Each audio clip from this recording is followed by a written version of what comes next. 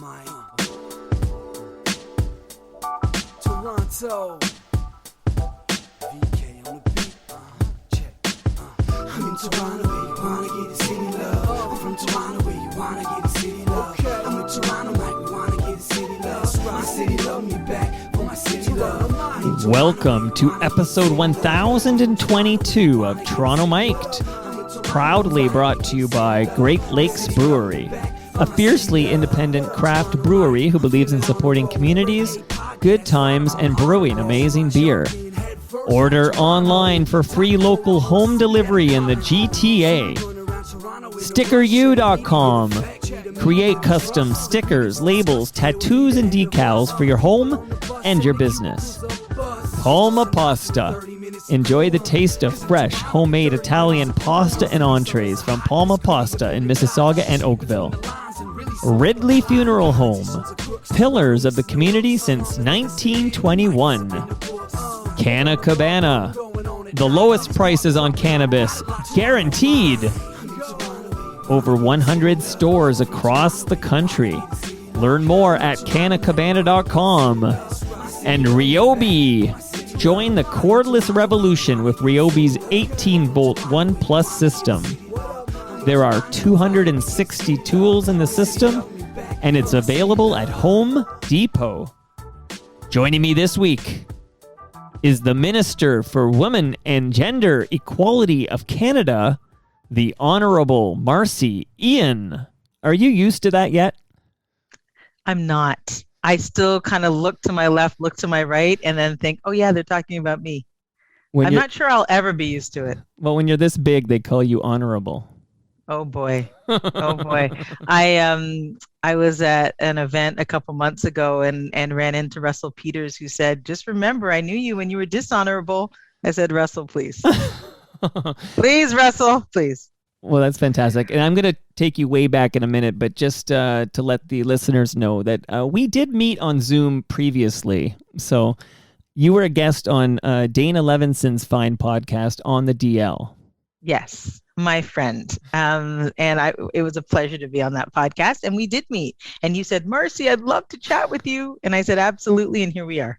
Months later, but here we are. Well, better late than never. And, I'm really excited you're here and there's lots to cover, but I just want you to know I wanted to have you on before you were honorable. Okay. Okay. We can, you know what though, Mike? We can cover all of that ground, right? Because we can go back to those days, which weren't that long ago.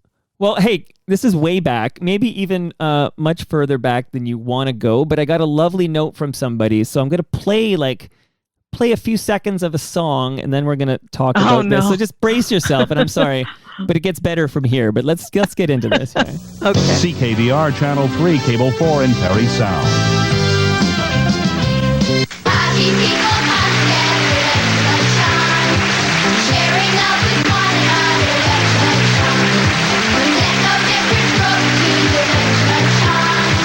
Let his spirit flow between you, let's shine. Let it shine, shine, shine on and let's shine. I'll bring her down. Shout out to CKVR. But that, tell us, what's the song we're listening to right now? Let Your Light Shine. You're listening to the theme song for Circle Square. And I was a cast member from, 79, Mike, to 85. Okay, I'm going to read this note. I was 10 years old when I started. This is the nicest note. And, it's kind of, I feel like it's easy to kind of make jokes about Circle Square, but I'm going to start with such a sincere, lovely note that I got from a gentleman who goes by the name Basement Dweller. And Basement Dweller writes, just wondering, but does Ms. Ien, and he should have said the Honourable Ms. Ien, keep in close contact with any of her former Circle Square co-stars, even as a child who was largely raised under the Jewish faith, albeit secularly? I always looked forward to Saturday mornings and repeated viewings of most episodes. Yes, that program certainly helped to fill the void of childhood camaraderie that was somewhat missing from my troubled upbringing. So thanks for contributing to those special memories. Oh, that's lovely. Thank you so much to that person who wrote in. Basement That is dweller. lovely. Basement dweller. Um, and yes, so one young woman in particular, Anastasia Spalding, she goes by Stacy Spalding, is a director in the city of Toronto, Wow. and has done really, really well. And we worked in the same place. We were both at Bell Media together. And so she was directing other programs, and we would talk all the time. Her dad was actually the Circle Square director, and her mom produced it. And they were both, he was an executive at CBC Sports, but did Circle Square on a freelance basis. And her mom was a director of entertainment, I want to say at Ontario Place at the time. And Circle Square was kind of a side gig for both of them. And Stacy was a cast member, and we've stayed in touch because she stayed in television. So for those who don't remember, or maybe too young to remember, what exactly was Circle Square? We were a group of about 10 kids. And the whole premise was that we were in this clubhouse that we would meet at after school. And every week, one kid would have an issue. So whether that issue was peer pressure, or there was an issue with stealing or lying or whatever it is, that kid would bring that issue to the rest of the gang, the Circle Square gang. Right. A part of our gang were puppets. Their names, Egbert and Gert. And so in hearing whatever the issue was, they would normally say, okay, you know what? You know who would know how to help you? Dirk would know how to help you. Dirk was the school janitor. The kids would go and say, hey, I've got a problem with peer pressure. There's some kids at school that are pressuring me to smoke or pressuring me to do whatever. Right. What do I do? And he would tell a story. And that story would turn into a taped piece, kind of like a taped segment, a play, a something. That would help that kid out. So Dirk would say, hey, I know a guy, a young kid, his name was Jerry, who had the same problem. Let me tell you that story. And that story would turn into an acted piece by us, and by and large would help the kid understand. We also had a lot of music. Huntley Street produced it, so there was a religious component to it. But I'll tell you, as a kid of 10 years old, it was my second family. It's where I really learned, Mike, my work ethic. At 10, interestingly enough, I didn't know it was a precursor to Canada AM, Right. but I had a call time of 4:00 in the morning, Wow. 10 years old. And we taped on Saturdays. So my childhood was very, very different. Very different. Now, were you going by Marci on the show, or you had a different name? I was going by Marci. Okay, Marci. That would make sense. For some reason, I thought maybe you were... Well, like a stage name? Yeah, like a Nancy. No? No, it's either Marcia, Right. because that's my given name, Right. or Marci.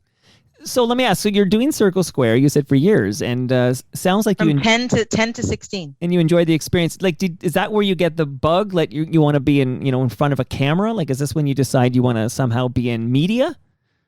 I thought that I'd act. Right. And yes, it is. And so after graduating high school, I applied to Ryerson and the radio and television arts program. I thought I might act, definitely knew that I was, comfortable in that realm. What I didn't know, Mike, is that it would be news. So when do you sort of make that transition that you want to be in news? Like, does that happen when you're at Ryerson? It does. It happens when I'm at Ryerson. One of my friends, Tracy, got a job at Channel 11 in Hamilton. It was a weekend job where she was writing copy for the evening news anchor, and they were hiring. They needed another person. And she said, Mars, you should apply. This would be great for you. So I made the trip to Hamilton, applied, wrote some copy, and had an interview, and I was hired.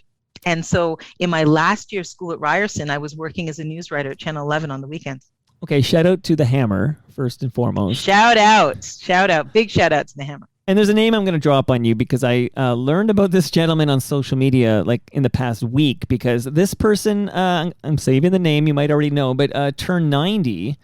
And I learned that, and I'll give you the name right now, it's director Nick El Chowie? I'm terrible with names. Oh my gosh. So who was, how do yeah, you say worked Nick's with last Nick. name? El Chowie, yes, at Channel 11. Yes. So Nick's 90. 90, Oh my goodness. and he's still working there, and he's been there for 68 years.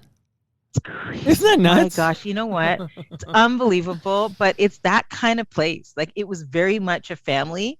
And once you were there, you kind of stayed there. And it was also the kind of shop where if somebody called it sick, you could find yourself, editing for the first time, or like I did, reporting for the first time because someone wasn't able to make it in and I was thrown into the field to cover some story, and then it kind of stuck. It's funny. You hear those kind of tales from people who worked for like Chum City, like at 299 Queen. Yeah. You know what I mean? And it's like, like a Dwight Drummond or whatever was doing like 5 or 6 different things. And then he was floor directing, doing all the things. Okay.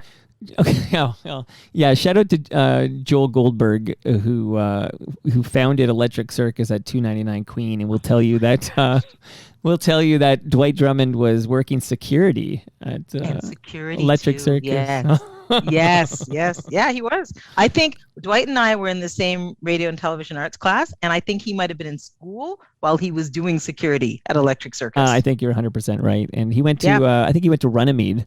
And he did. He played ball at Runnymede. Oh yeah, great ball team too. Okay, and so what high school did you go to before Ryerson? I went to Agincourt and Leacock. I'm from Scarborough. So you had to go work at CTV at some point if you were living out in Agincourt. Like being from Scarborough and all, right? That's right. Okay, so tell me just a little bit more. I want to get you to CTV, obviously, but you're at CHCH. And you're kind of cutting your teeth doing a bunch of different things. And maybe in a sense, this is where you get your first taste of politics, maybe, because you're reporting from Queen's Park, right? At CHCH? Yeah. So I was doing kind of a hybrid shift where I was writing and reporting at CH. And then one of my colleagues who was the reporter, the bureau chief at Queen's Park, had to take some time off for health reasons. And so they were looking for someone to replace him kind of for an extended period. And I put my hand up as the new kid and said, come on, coach, put me in. Right. Please put me in. Somehow, my news director agreed, and I started working at Queen's Park. And it was at a time where we called it the Rat Pack. But Monica Kim was working at Global. Alison Bushnick was working at CFTO. And then there was me representing Channel 11. So we were these, 3 diverse young women trying to take Queen's Park by storm, and we stuck together. So I mention this, Mike, because it's pivotal. We held each other up. We shared stories. We shared tape. We did all the things that most reporters don't do. Usually you're trying to scoop each other. Right. But we really supported one another. And I say this because Monica got a call from CTV because Newsnet, now News Channel, was starting, and they wanted to interview her. And after the interview, she came back and said, Marci, they may not know who you are, but they need to know who you are, and you need to call these people up and ask for an interview, or at least, a meeting or something, because I think, they'd like you. So she did this herself and then set me up and said, please go and do that. And I did that and ended up getting an interview. And hopefully you took her out to lunch or something, or maybe. Oh my gosh. So. Yeah, no. And to this day, mention her and her kindness, because Mike, in this industry and even beyond it, kindness isn't always something that's practiced. There's a lot of competition, especially, with women at the time. There's only that mentality. There's only room for one of us. And she reached out and said, Mars, try and get in there. And that led to a job. It's a long story, but it ended up leading to a job. Well, I almost wore a hoodie that says "It's cool to be kind." Like I had it on earlier. I love that. Yeah. I love that so much. So next time when we do your Kick Out the Jams episode, eventually, and if you were to kick out a jam, but what genre of music? Like when you're chilling out after a tough day in Parliament, like what kind of music do you gravitate towards?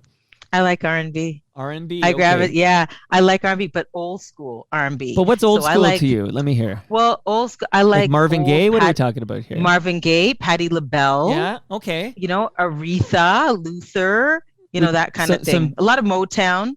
Yeah, like would you go as far back as like Roberta Flack, or would you do Yes, okay, yes, okay, absolutely. Dionne Warwick? Would you stick some of that in the Oh mix? my gosh, she is a goddess. Yes. Okay. Absolutely. If you see me walking down the street and I start to cry each time we meet, walk on by, walk on by. Make believe that you don't see the tears, just let me grieve in private, 'cause each time I see you I break down and cry.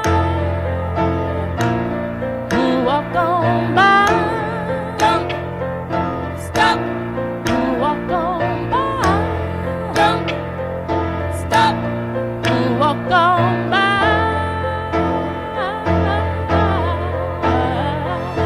I just can't get over losing you, and so if I seem broken and blue, walk on by. We'll be back with more Marci Ien, the Honourable Marci Ien, shortly.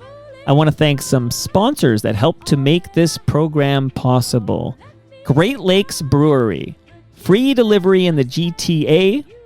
You can find GLB in LCBOs across this fine province. Palmapasta.com. If you're hungry for authentic Italian food, look no further than Palma Pasta. They have stores in Mississauga and Oakville. StickerU.com. That's where I get my Toronto Mike stickers. I can't wait to get Marci Ien one. They're tremendous supporters of this program. Ridley Funeral Home. Pillars of this community since 1921. Check out Brad Jones's excellent new podcast, Life's Undertaking. Canna Cabana. They've got more than just weed. They've got bongs, pipes, vapes, dab rigs, grinders, anything else a smoker could want. Sign up for the Cabana Club. Go to cannacabana.com. They've got unbeatable prices on cannabis and smoking accessories. And I'm sure Marci has work to do in Ottawa. And if you have work to do, the Ryobi 18-volt 1 Plus high-capacity lithium plus battery provides 4 times more runtime, 4 times longer lasting charge, and 20% lighter weight than NiCad batteries. 260 tools, and they all work with the Ryobi 18-volt 1 Plus tools and chargers. Find them now at Home Depot. And now back to my conversation with Marci Ien. This is a teaser for the FOTMs listening, that at some point when I can, get you back in the calendar, we're going to kick out the jams, Marci, because it's awesome. And I'm also going to just give a little, like everybody likes to know how the cake is baked, but you're in Ottawa right now, and there might be something you need to vote on. Like there's a confidence vote going on that you may have to actually like interrupt this conversation and go do your important business. That's how life works. And those votes can happen at any time, and we have a whip's office that reminds us that they can. Usually, Mike, there are bells, and those bells give us a 30-minute warning. Sometimes though, on certain days, there are no bells, no warning. So you just have to be able to vote. What's different now is that we have hybrid voting. So you can actually vote via app. These are some of the things that COVID-19 has changed. Workplaces have changed across this country, but your MPs, if people didn't know, can now vote using an app. Okay, so let me just understand this. So you happen to be in Ottawa, but you could be in Toronto right now. That's correct. Okay, and I was in Toronto last week. So will there be obviously there'll be an audible notification if you get like a warning that there's a vote you need to vote? That's right. That's okay, right. So you'll hear it, right? Sends me a message. Yeah, the app sends me a message. Yeah. And it's vote about to take place, Okay. or will be taking place, and then there's a countdown, like it's a whole thing. But will we hear the note? Because obviously you'll have to go when you hear the notification. But will we hear it? Like, would it be picked up by your microphone? This No. No. Okay. No. Because No, that would be you will not hear exciting. Okay. So let me know No, when you you won't. hear it, and but we got some ground to cover. But obviously, if work beckons, that's a pretty darn good excuse. Okay. So I was looking into, how you get to CTV, because in my mind, maybe it all starts at CTV Newsnet. But then I learned that you actually start as a reporter for CTV Atlantic.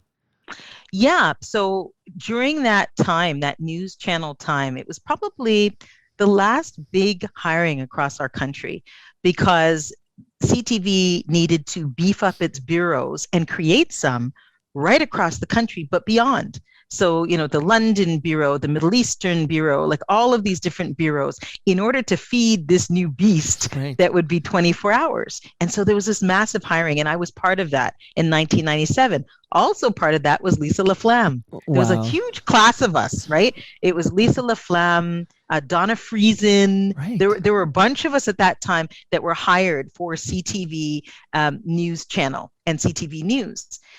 I remember the executive, the president of news at the time, saying, listen, the policy is if you're from somewhere, you're going to start somewhere else because we need our reporters to know this country. Right. So I knew that there was no way that I was starting in Toronto. And so Atlantic Canada, being based in Halifax and covering all of the Atlantic Canadian provinces, was my first stop, but for CTV National. So we actually covered the news for Lloyd Robertson's show, but from Atlantic Canada. Okay, what can you tell me about Lloyd? Now, happily, Lloyd is still with us. I don't want to speak like he's passed or anything. He's doing well, I understand. But what a legend in this country. Like, how well did you know Lloyd? Really well. And a lot happens, Dana will tell you this too, a lot happens in the makeup room. Because that's where we all meet up, right? Marci, truth be known, I get all the stories, but then I'm told that these are not fit for public consumption, and I can never share them on the podcast. So. And here I am sharing some. But Lloyd, I would describe him as generous. I remember Craig Oliver as well, and the two of them. I remember when I filed my first story for CTV National, and I was nervous, and getting a note from Lloyd, and even before that note, the intro to the story. So he did the intro, and then before he threw to me, he said, and now to the newest member, in that Lloyd voice, of CTV's Atlantic team, Marci Ien. And I thought, oh my gosh, Lloyd Robertson's just said my name and thrown to this piece. And then after that, getting a lovely note saying, good job, kid. Oh, I love stories really, like that. Really lovely. Really, really lovely. Amazing. Now, not lovely, but it's kind of a big moment in your career as a reporter, the crash of Swiss Air Flight 111. Yes. That was pivotal for so many reasons, Mike.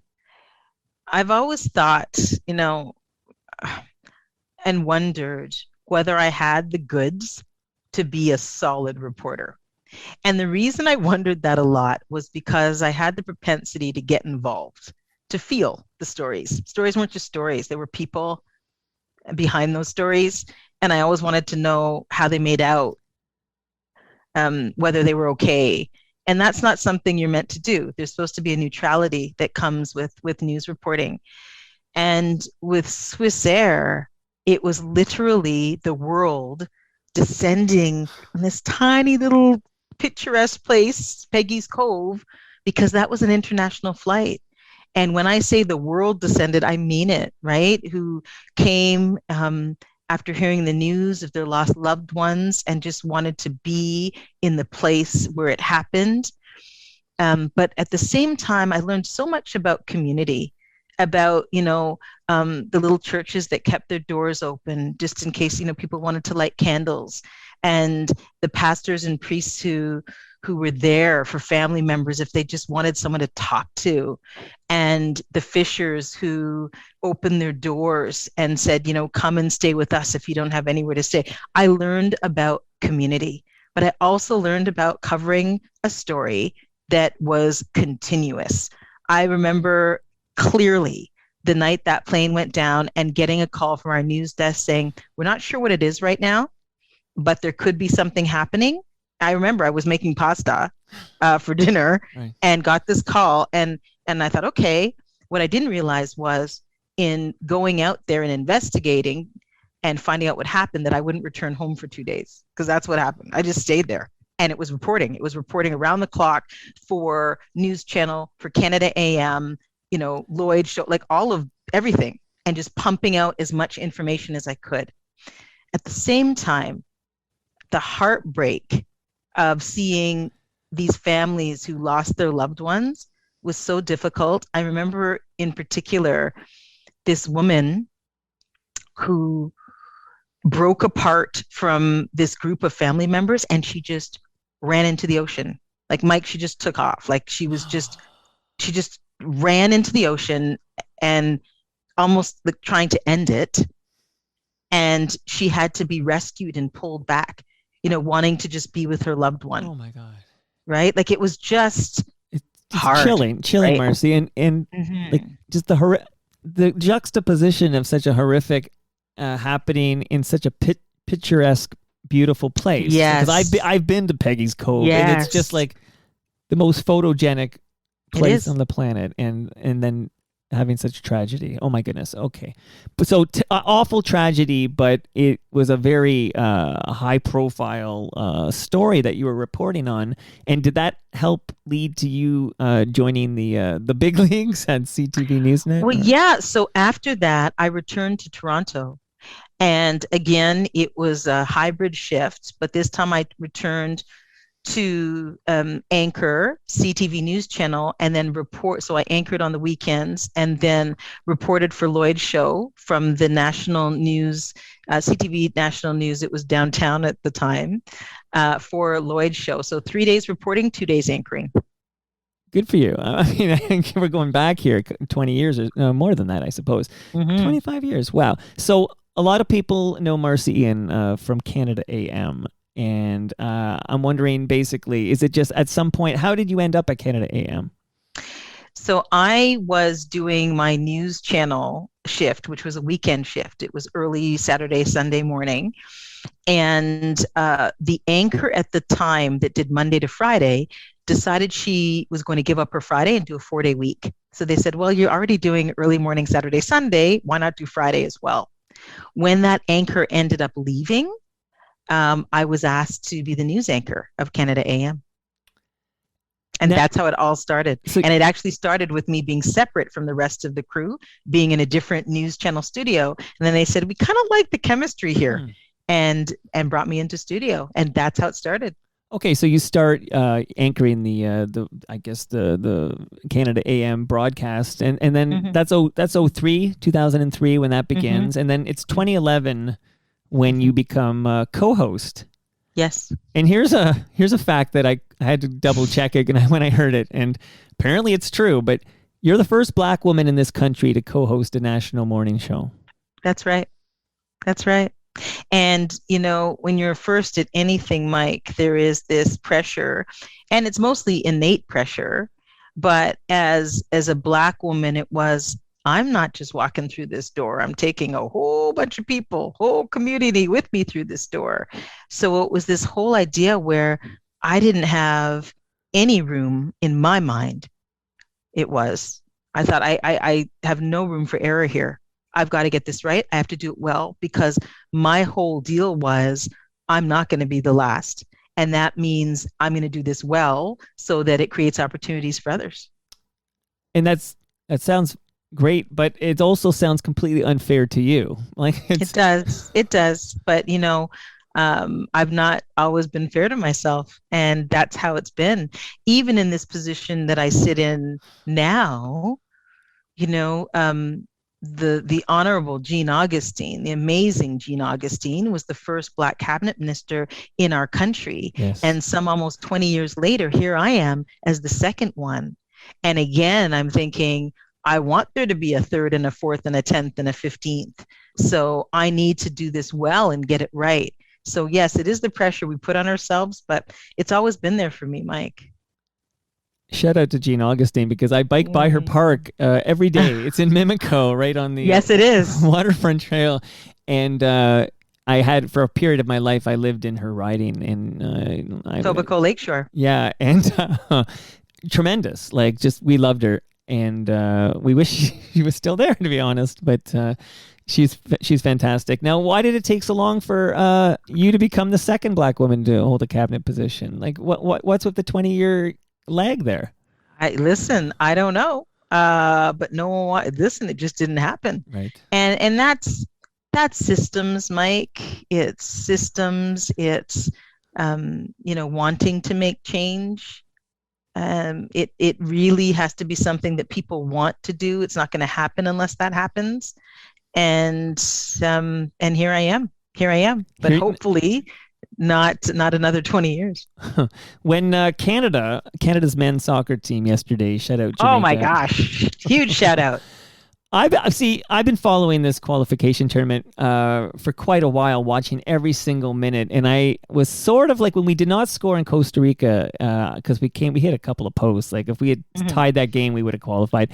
But I had that feeling of like, oh, that's okay. Let's do it at home. Let's win at home at BMO Field and have that moment for the 25,000 in the stands and all of us who can kind of like at a reasonable hour watch this thing. And it was awesome. Fantastic. But right after they won that game, they started playing Drake, started from the bottom. And now we're here. Yeah. And I was thinking that is perfect for the Canadian men's soccer team off to the World Cup here. Oh, it's absolutely perfect. I am so thrilled for them. They put the work in. Their coach as well, John, is amazing. And they did it at a time when, frankly, not a lot of people had faith, but they did.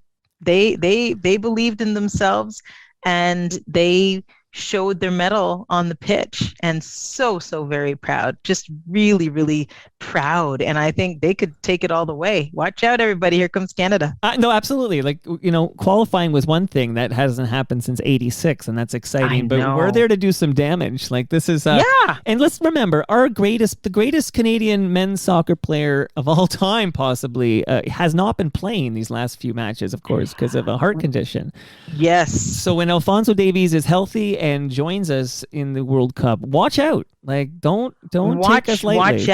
Watch out. And I've been watching him, and he's practicing again, and he's doing okay. Says he's not 100%, but he's getting there. Did you see his reaction? Yes. I watched that so many times, and he was getting teary-eyed. I thought, oh my gosh, this is amazing. And one more thing, this is Toronto Mike speaking. So Marci will speak for Marci, I'll speak for Mike. But I felt for during the protests and the truck convoy, there was a period of time where I would see a Canadian flag, and for the first time in my life, seeing this Canadian flag, I felt like it was like, oh, that's like it didn't have a positive connotation to it. It had a negative connotation to it, and I didn't like it. So I'm just here to tell you that yesterday was the first time in a while where I saw the Canadian flag and it was all positive again. Like, I feel like we took our flag back yesterday. Yeah. We absolutely did. And it was an amazing thing to see. And just to see people come together. We have been through a time, and maybe continue to be, where people will say, well, we're divided. But you see something like that, and you see that that's not the truth. People were together. They were unified. It was a beautiful, beautiful thing to see. Absolutely. We're on the same page there. Absolutely. Now, I want to point something out. So you mentioned you're working in Halifax for CTV before you come back to Toronto. That's right. It sounds like you had a cool experience with the 2010 Winter Olympics torch relay, because you got to go back to Halifax and participate in that. Yeah, it was amazing. So the idea was we all got to go back, we meaning the Canada AM team, to a city that we were connected to in some way, worked in, born in. So Seamus was in St. John's, and Bev was in Belleville, because that's where she started her career. I believe that Jeff might have been out west. I kind of remember him being in Calgary for some reason, and I'm not sure if that's because he had covered the games out there. But either way, it was so special to be back in Halifax, and I got to bring my family with me. Amazing. It's amazing. That's awesome. So you got to do that. That's very cool. Now, Canada, you might know, I can't remember if I mentioned to you when we were chatting with Dana that time, but I had Jeff Hutchinson on Toronto Mike like fairly recently.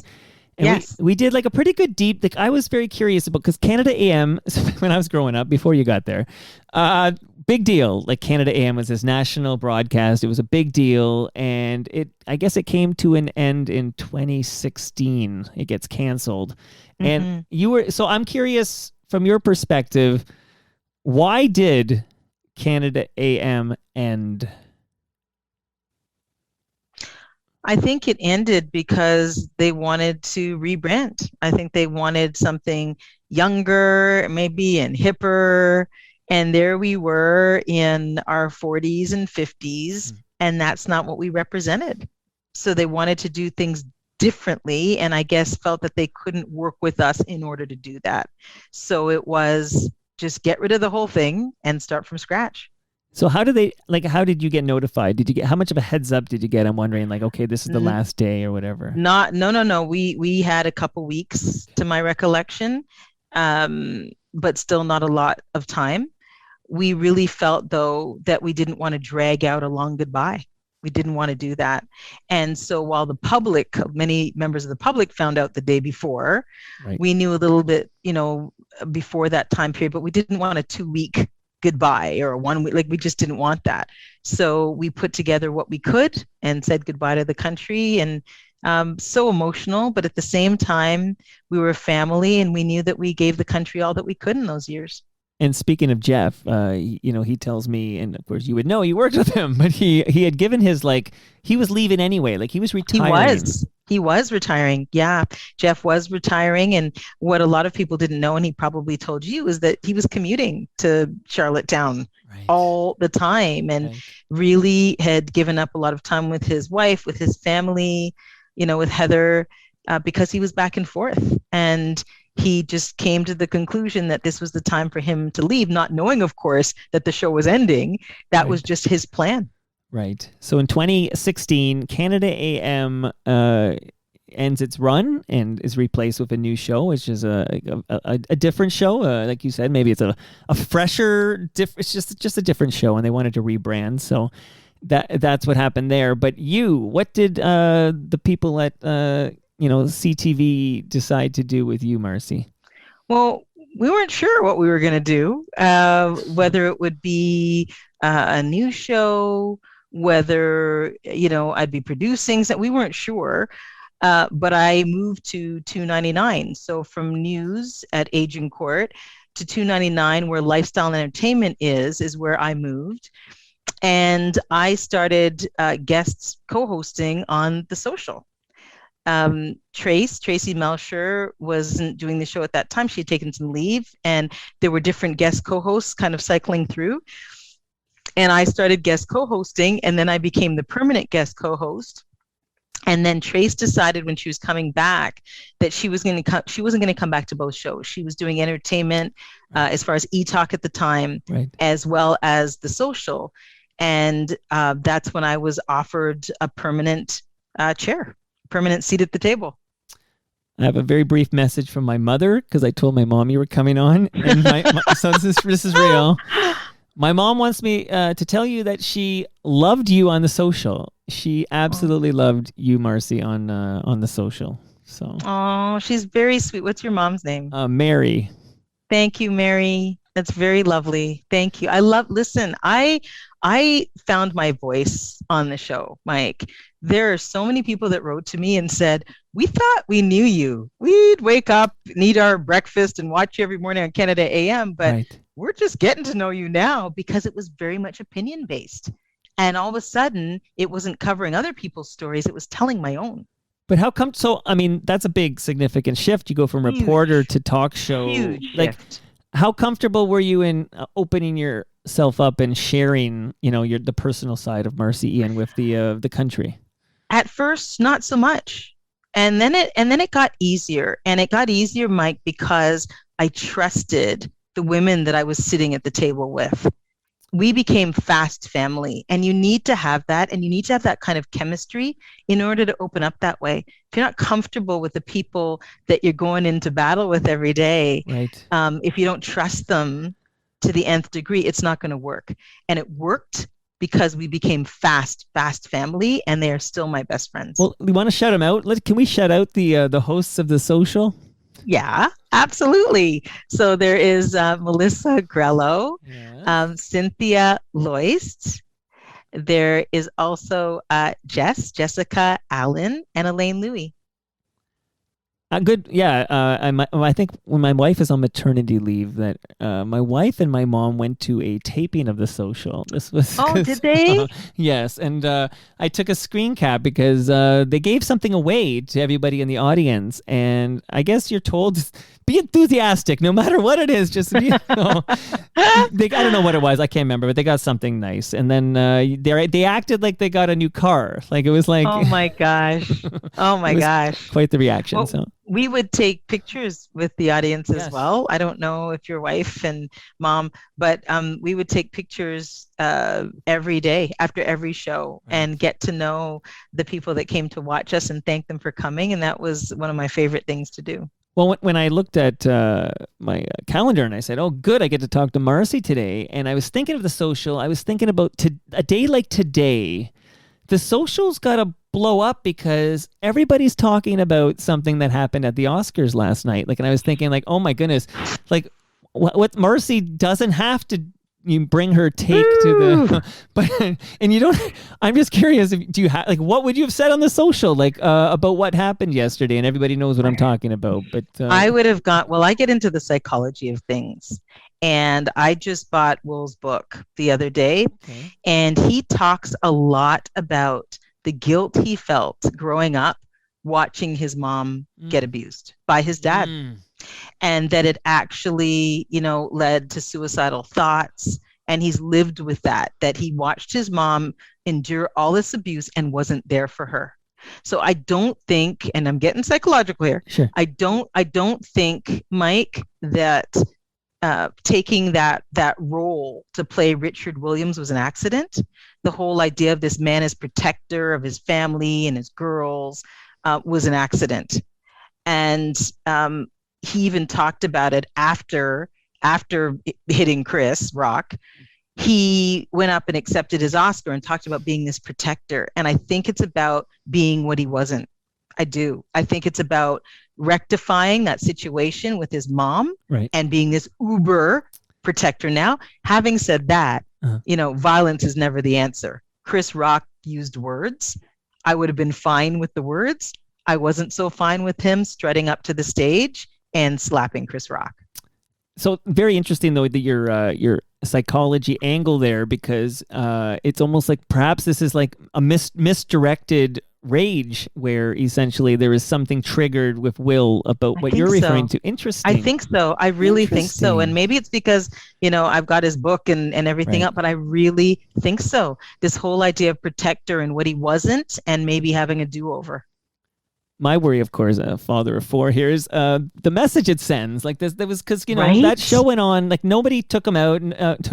Nobody removed him from the ceremony. No, security he sat there. Yeah, and not only sat there, but like people like Denzel Washington were kind of like as if Will was the victim, and they came up like he was the victim, consoling him, and then he was of course celebrated because he won Best Actor, and he got the round of applause. The camera kept going to him when he was laughing at jokes and things. Like it was sort of strange, like did that just happen? And where is the consequence of the fact he got up and assaulted this guy on live television? Yeah, well, and Chris Rock said he wasn't going to press charges. LAPD was aware of everything, and he wasn't going to press charges. But the whole time that was happening, while he was being, consoled by Denzel Washington and Tyler Perry and others, I was thinking, where's Chris? Like, is Chris okay? Because he had to present right after that happened, and he stumbled a bit.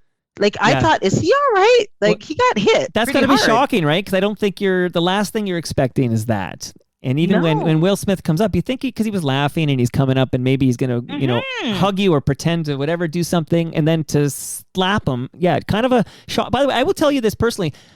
Last night I wasn't falling asleep because I realized I had I felt like I was in a fight. Like I had this like my heart rate was kind of going. I was thinking it was like, wait a minute. I had to remind myself like I wasn't actually in a fight last night. This is something I saw on the Oscars, but it kind of riled me up. It riled me up too. And the other part of this is it was so shocking because this is not Will Smith's brand, right? Like he's very controlled, right? Right? This is the Fresh Prince. Right. And this is the affable, controlled, guy who made it out of Philly, like all of those things. And all of a sudden, to see that kind of aggression Yeah. And that kind of thing, it Just just rage. jarred me. I thought it was scripted at first. Right. And then when he started screaming at Chris, I thought, no, this is for real. And that was that, that angry rage yell, like, which I'm sure triggered millions of people who probably. It was just a bad deal, all of it. And as you say, the consoling of him and everything else, I thought, my gosh, like, where's Chris? Is anybody helping Chris right now? Yeah, like, who is the victim here? But oh my goodness. So so if you were on the social, that would have been some must-see TV. Marci. That would have been the deal. And having said that, I mean, Jada has talked about alopecia and having this condition and the reason that her head is shaved, and I understand, like, that's not to be made fun of. I don't know whether Chris Rock knew that. No, not a nice joke. I'll say this: two wrongs don't make a right, though. Like no. That is not a nice joke. And Chris Rock, but Chris Rock is a stand-up comic and an edgy one at that. I know. And I started watching a little late. I was actually on a flight to Ottawa, so I watched a little late. But somebody told me that one of the co-hosts actually made a joke about Will Smith being single or something because of their open marriage and all the stuff, that made some joke and that they slammed Jada earlier. Right. And I thought, okay, but there are no repercussions there, but Chris Rock got a lot. So there's some bad blood there, but my goodness. Okay, so because I'm worried your work will beckon and we're going to lose you. You just spoke about opening up and sharing a lot more of your personal life and more of Marci with the audience on the social. And this sort of is something that maybe at the beginning was difficult, but then you sort of embraced it and you kicked ass, took names. And I'm curious because I read this piece with great interest, as I will disclose to you, in case people don't know, I'm a white guy, and I'm very interested in when I read a piece about the trauma that you as a black woman would experience when you were pulled over on your own street. On my driveway. In your driveway, you got, okay, can you please share this story? And then again, there's a very interesting piece that I've referenced numerous times, by the way, on this program. I find it fascinating because I'm always here to learn. But tell me about what I would call driving while black. So I had it was a holiday weekend, family day weekend. And so a lot of my neighbors were away for the weekend. My nieces had come home from university, and I had just dropped off my daughter Blaze to my sister's to spend the night with her cousins. And then we were going to all meet up for a family get together for family day. So I was in a great mood, and I was coming back from my sister's on a street really close to my home, turned into my driveway. And it wasn't until I did that that I saw the flashing lights. And so this patrol car pulled up literally in front of my driveway. I was parked on my driveway. And I got out of my vehicle. Like, I thought something was wrong. I thought I wasn't sure what was going on. And I was told to get back into my vehicle. And it was the tone, Mike. Right. And I don't think, unless you experience that, and I have to preface this by saying, we talked about Dwight earlier, Dwight Drummond. Right. Dwight is one of my best friends. And Dwight experienced a police stop years ago that, he experienced it, but it traumatized me, where he was thrown to the ground and all of these things. My dad has been stopped before. So it's this whole thing where there's already stress associated with any kind of police stop. There just is. And so when I was told to get back into my car, I felt really uncomfortable, a little bit panicky. The officer approached. I opened my car door and he told me to shut it. I then had to restart my car in order to get the windows down.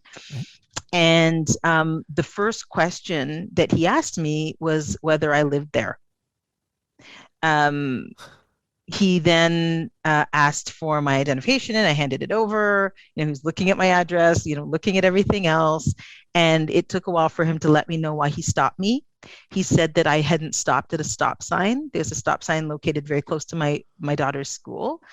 And I basically said to him, listen, that's fine. Like, give me a ticket. If I didn't stop appropriately or whatever, like, give me the ticket.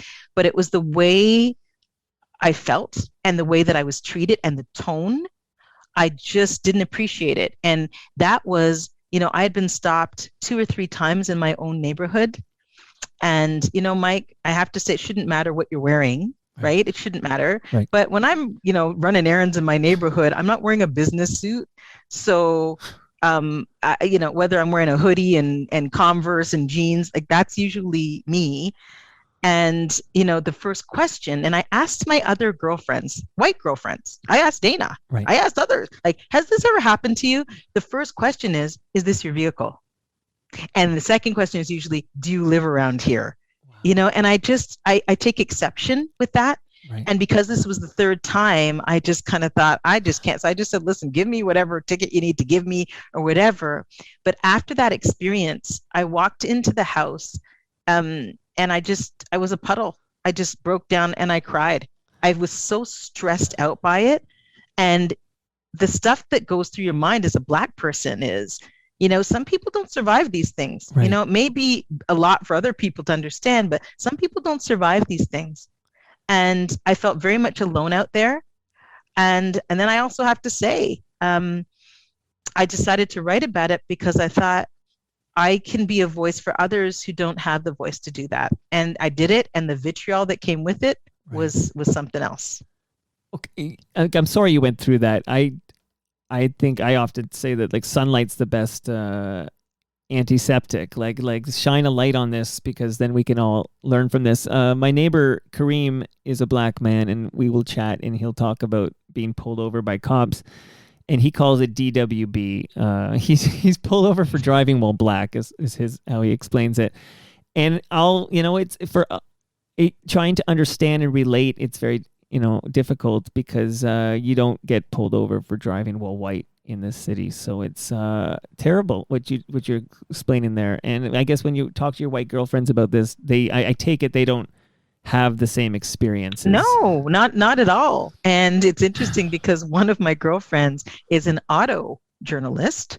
And so she's amazing, but is driving a different car and a very expensive car, right, depending on the day of the week. Right. And she said, I'll be speeding here, speeding. Not once has she ever been asked, is this your vehicle? When she's driving, $150,000, whatever it is she's driving.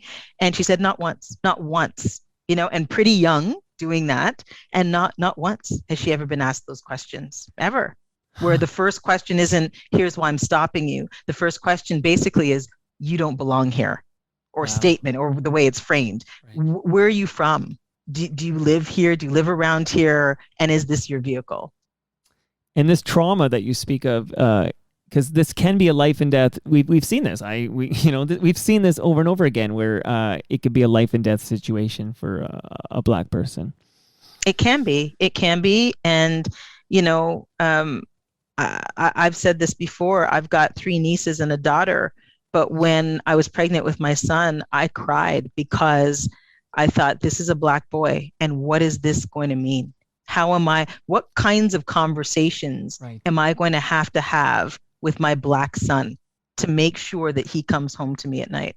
I've heard stories from parents who have to have the conversation with their Black son about how to act when the police pull you over for any reason in order to keep their son alive. And I did not have that conversation with my my white 20-year-old son, James. It's unbelievable that you need to have these conversations.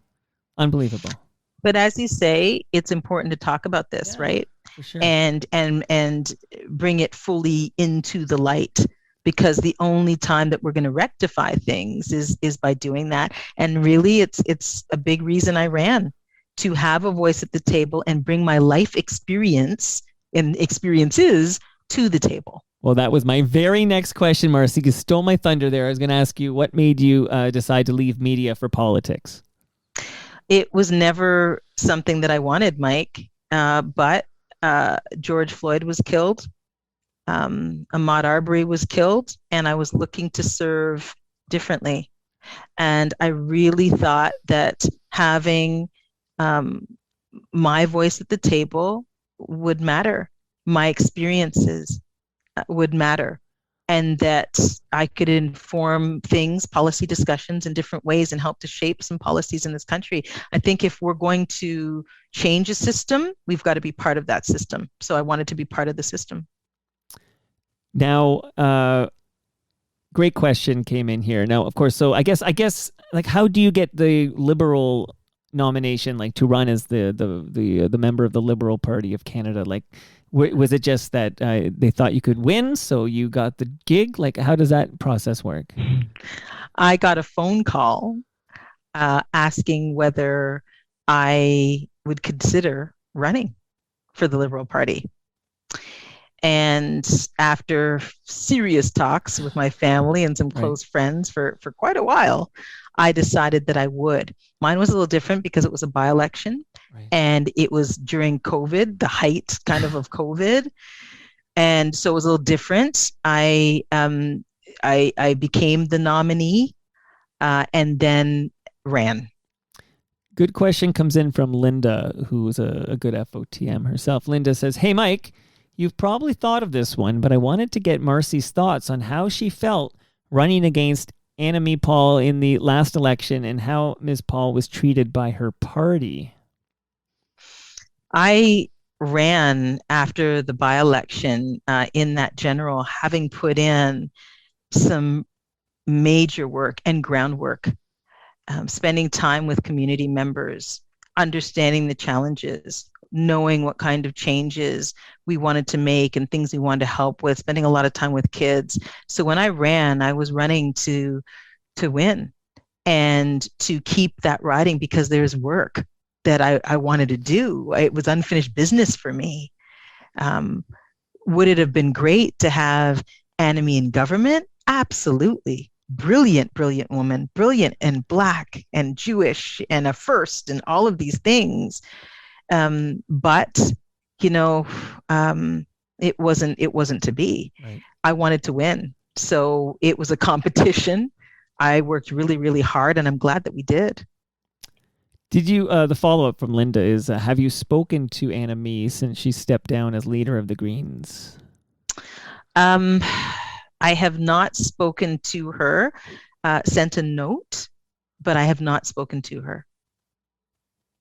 Okay, now you have a book, Off Script. I do. Tell me about the book, and then I have a big question now that you're an MP and you're in Ottawa right now. Maybe any moment now, getting Saved by the Bell, where you have to go do a big vote. But tell me about Off Script. It's a culmination of a lot of the stories that we've talked about during our time together, Mike. So it's all of the things you thought you knew and didn't. The backstories on some of the interviews that I did during the Canada AM years and beyond. Stevie Wonder being one of them, wow. Lionel Richie being another, different politicians, things that were happening behind the scenes when you were, drinking your morning coffee, watching the show and thinking, oh, it's all great. The mayhem sometimes that was happening. A lot of my personal life as well. I document my separation, how that impacted my kids. My daughter Blaze gave me permission to talk about her mental health struggles. It's very, very, very personal, but it's a lot of the stories that we touched on today. It's written like a diary. I need to know right now, Marci Ien, how is your French? It's not bad. It's not bad, Mike. I am learning. I've got a French teacher, Eden, and I'm contemplating actually going away this summer for a bit and just immersing myself. I've been trying to do that, but COVID prevented that because I wasn't able to go in and stay with a family in Quebec and immerse myself completely. But now that things are opening up a bit, I am keen on doing that this summer when the house rises. Now, because, and this is in the intro, of course, but you are the Minister for Women and Gender Equality of Canada. And the fun fact... And youth. And so, you know what? So give me the full title here. I need the full one. So so basically 2 ministries came together. So we are now a combo. So I'm the Minister of Women and Gender Equality and Youth.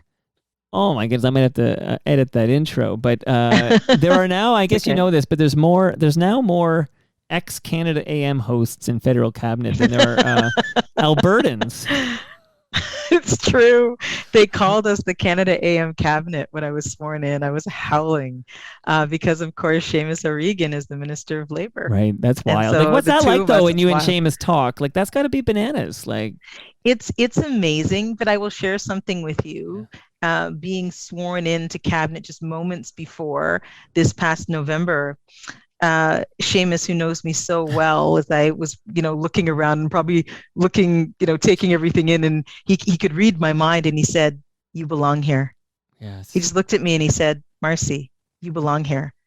And I said, "Thank you," because he knows me. He knows what I was thinking. Like, what am I doing here? I'm a kid from Scarborough. How did I get here? And he just looked at me and said, "You belong, Mars."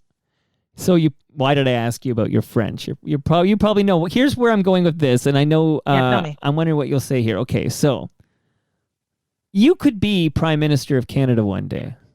Oh, good Lord. I mean, of course you could be, and anyone could be, but you're in cabinet. You're now that you're an MP, getting some experience in Ottawa. Why the hell not? Like, I know you're working on your French because it's important you have control of the French language to be Prime Minister of this country, this bilingual nation. But why not Prime Minister Marci Ien? Why not? Listen, I will never say never to anything, Mike, because I would have said never to this, and look at me. In fact, I did, right? I said to you, and I meant it, if anyone would have said, this is where you're going to be in a couple years, I would have said, no, I'll probably be hosting something or producing a doc. I would never have said this. So I have learned, Mike, never to say never. Future Prime Minister of Canada, Marci Ien. Oh thank my you. gosh. I'll start working that in. But thanks so much for your time today. A little more about how the cake gets baked is that you're very busy. We might get a notification right now. That's why I tried to make sure I got it all in before that happened. But I think I was told by your who is this? The communications. Yes, he's my communications director, Riyadh. Okay, so I was told, 45. I asked for an hour. We ended up at 45. I took an hour anyways, and you didn't look like you got mad at me. And I want to say I appreciate that, and I thank you so much for your time today. I appreciate you. It was a pleasure to be with you. What a joy. Thank you so much, and say hi to your mom again. And that brings us to the end of our 1022nd episode. You can follow me on Twitter. I'm at Toronto Mike. The Honourable Marci Ien is at Marci Ien. Our friends at Great Lakes Brewery are at Great Lakes Beer. Palma Pasta is at Palma Pasta. Sticker U is at Sticker U. Ridley Funeral Home is at Ridley FH. Canna Cabana are at Canna Cabana _ and Ryobi are on Instagram at Ryobi_Canada. See you all next week. Well, I wanna take a streetcar downtown, read Henry Miller and wander around, and drink some Guinness from a tin. Check ass just come in. Where you been? Because everything is coming up rosy and green. Yeah, the wind is cold, but the smell of snow warms me today. And your smile is fine, and it's just like mine, and it won't go away. Because everything is rosy and green. Well, you've been under my skin for more than 8 years.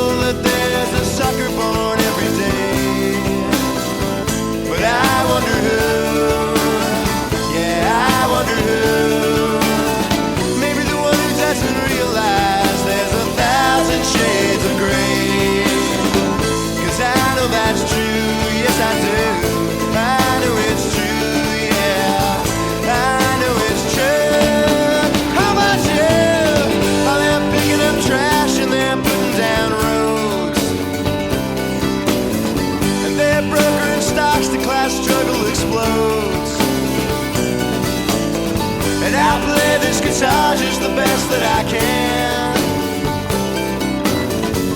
Well, maybe I'm not, and maybe I am. Who gives a damn? Because everything is coming up rosy and green.